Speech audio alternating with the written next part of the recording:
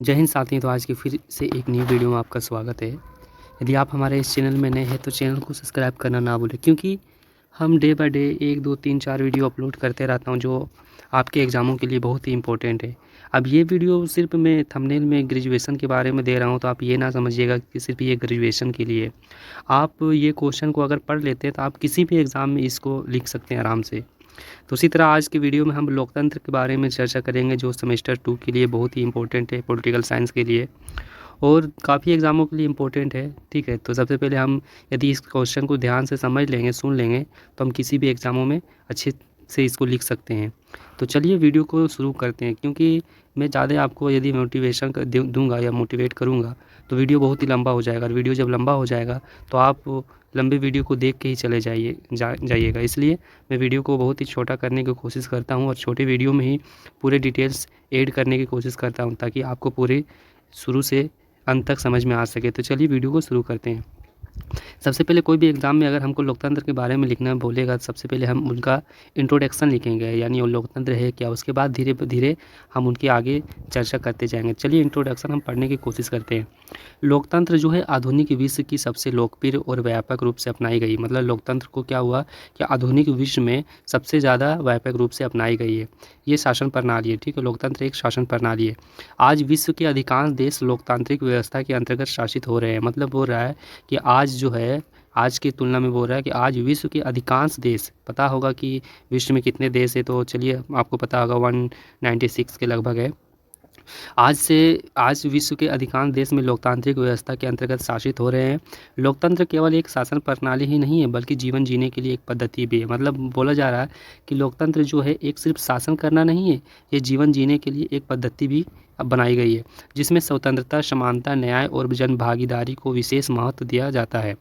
राजनीतिक विज्ञान में लोकतंत्र का अध्ययन अत्यंत महत्वपूर्ण है। मतलब राजनीति यानी पॉलिटिकल साइंस में जो लोकतंत्र है उसका अध्ययन बहुत ही महत्वपूर्ण है, क्योंकि यह जनता को शासन भी में भागीदारी का अवसर देता है, क्योंकि जनता को यह शासन में भाग लेने का अवसर देता है और सरकार को जनता के प्रति उत्तरदायी बनाता है। और सरकार को क्या करता है कि जनता के प्रति उत्तरदायी देना पड़ता है, यानी जनता को जवाब देना पड़ता है। इसी कारण अब्राहम लिंकन ने लोकतंत्र को जनता का या जनता के द्वारा जनता के लिए शासन कहा जाता है, कहा है। मतलब क्या बोल रहा है अब्राहम लिंकन ने क्या कहा है, लोकतंत्र एक ऐसा शासन है जिसमें जनता के द्वारा और जनता के लिए शासन करना ही लोकतंत्र है। मतलब जनता का, ठीक है, जनता का मतलब कोई भी सरकार या नेता बनता है तो किसके मतलब हेल्प करने की कोशिश करता है, जनता को। और किसके द्वारा बनता है, जनता के द्वारा। और किसके लिए शासन करता है, जनता के लिए शासन करता है। उसी को लोकतंत्र कहा गया। कौन? Abraham Lincoln. अब आगे हम और कई विद्वानों या लोगों के बारे में हम उनकी परिभाषाओं या उनके अनुसार उनका परिभाषा पढ़ने की कोशिश करते हैं। चलिए हम जैसे यानी मतलब इंट्रोडक्शन बोले तो अर्थ हम तो जान गए, अब हम परिभाषा जानने का प्रयास करते हैं। परिभाषा में हम 2-3 लोगों का नाम लिखेंगे और उनके द्वारा दी गई परिभाषाओं को लिखेंगे। जैसे लोकतंत्र की परिभाषा, लोकतंत्र जो है शब्द 2 यूनानी शब्दों से मिलकर बना है। लोकतंत्र जो है वो शब्द 2 यूनानी शब्द से मिलकर बना है। पहले डेमोस, दूसरा क्रेटोस। यानी हम लोकतंत्र को पता है, हम इंग्लिश में डेमोक्रेसी कहते हैं, ठीक है। तो ये डेमोक्रेसी जो है यूनान के 2 शब्दों से मिलकर बना, यानी डेमोस और क्रेटोस। डेमोस मतलब होता है जनता और क्रेटोस मतलब होता है शासन, अर्थात जनता का शासन ही लोकतंत्र कहते हैं। हम दूसरे शब्दों में कह सकते हैं कि लोकतंत्र जो है 2 यूनानी शब्दों से मिलकर बना है, डेमोस और क्रेटोस। डेमोस मतलब जनता और क्रेटोस मतलब शासन, अर्थात जनता का शासन ही लोकतंत्र है। अब्राहम लिंकन लिखता है कि लोकतंत्र जनता के द्वारा और जनता के लिए शासन ही लोकतंत्र है। इसी तरह श्रीली लिखते हैं कि लोकतंत्र वह शासन प्रणाली है जिसमें प्रत्येक नागरिक का शासन में भाग होता है। मतलब ये बोलता है, श्रीली महोदय बोलते हैं कि लोकतंत्र वह शासन प्रणाली है जिसमें प्रत्येक नागरिक का शासन में भाग होता है, मतलब सब लोगों का इसमें भागीदारी होती है।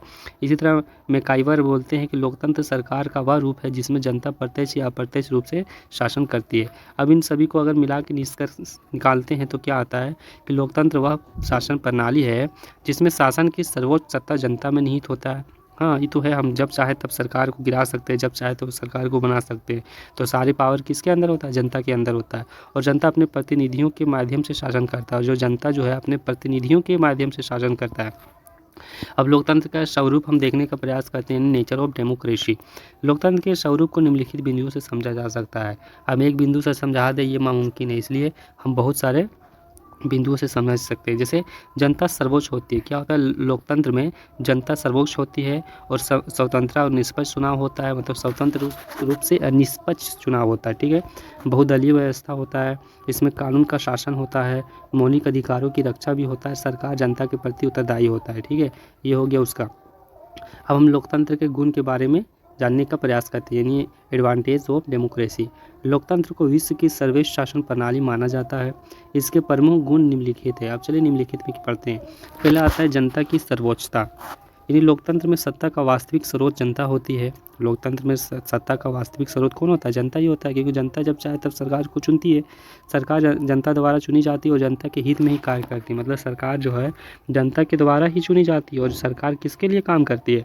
तो सरकार जनता के लिए काम करती है। तब इसका महत्व क्या होता है कि यह निरंकुशता को रोकता है और सत्ता का दुरुपयोग संभावना कम करता है। ठीक है। दूसरा आता है समानता का सिद्धांत।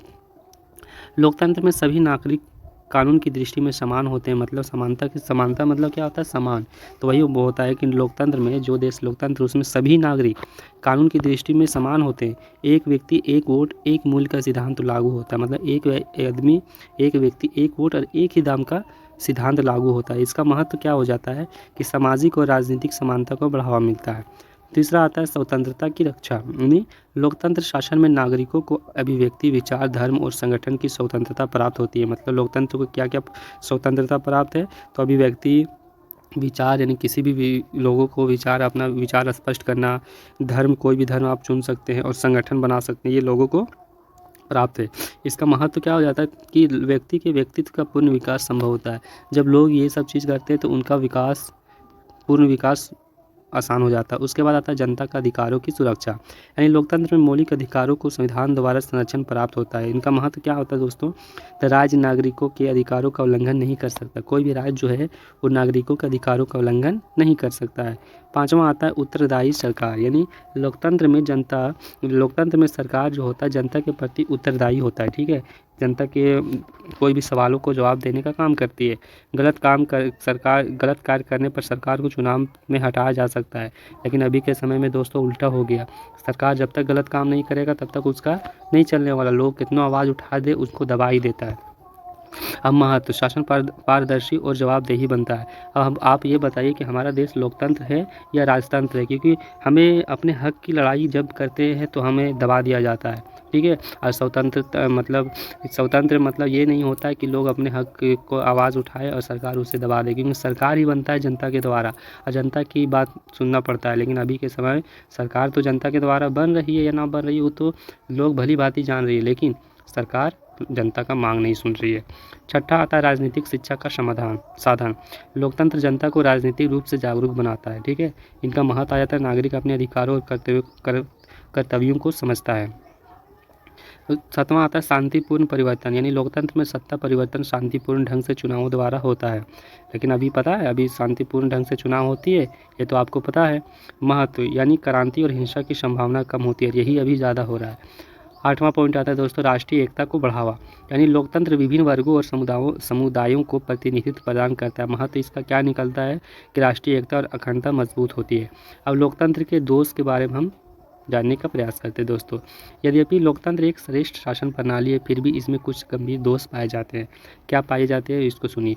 अयोग्य प्रतिनिधियों का चयन, जनता कभी कभी भावनाओं या जाति धर्म के आधार पर मतदान करती है। यही है मेन पॉइंट दोस्तों कि लोग क्या होता है कि जो सरकार बनने के लायक नहीं होता उसे भी लोग चुन लेते हैं। क्यों चुन लेते हैं? वो जाति धर्म के नाम से। हम किसी पार्टी के बारे में नहीं बोल रहे, लेकिन अभी के माहौल के बारे में बोल रहे हैं। यही आया पॉइंट में कि जनता कभी कभी भावनाओं या जाति धर्म के आधार पर मतदान करती है। परिणाम क्या होता है? अयोग्य लोग सत्ता में आ जाते हैं। मतलब जो लोकतंत्र की मतलब जो शासन के बारे में जिसको पता भी नहीं है वो आ जाता है कहाँ पे? सत्ता में आ जाते हैं। उसके बाद फिर क्या विकास करेगा जब उसको खुद सत्ता के बारे में पता नहीं है तो।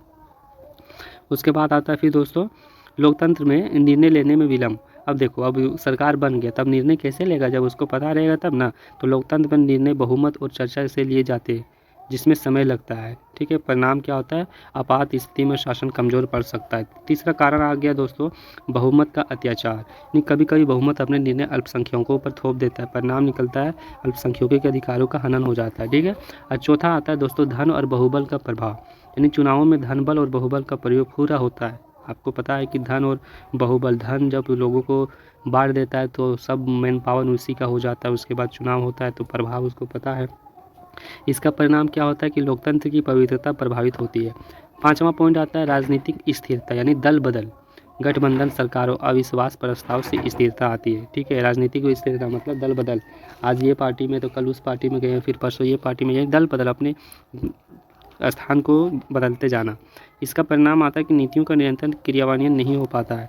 छठा पॉइंट आता है दोस्तों, अज्ञान जनता की समस्या। यानी यदि जनता अशिक्षित और अज्ञान हो तो लोकतंत्र कमजोर हो जाती है, परिणाम लोकप्रिय लेकिन गलत निर्णय लिए जाते हैं। हाँ, अज्ञान और जनता की समस्या, जब जनता अशिक्षित होती है तो क्या होता है कि लोकतंत्र कमज़ोर हो जाता है, क्योंकि सरकार को कोई सवाल ही नहीं पूछ पाता, सरकार जो मन करता है सो अपने अनुसार करता है। ठीक है, सातवां आता है दोस्तों, भ्रष्टाचार।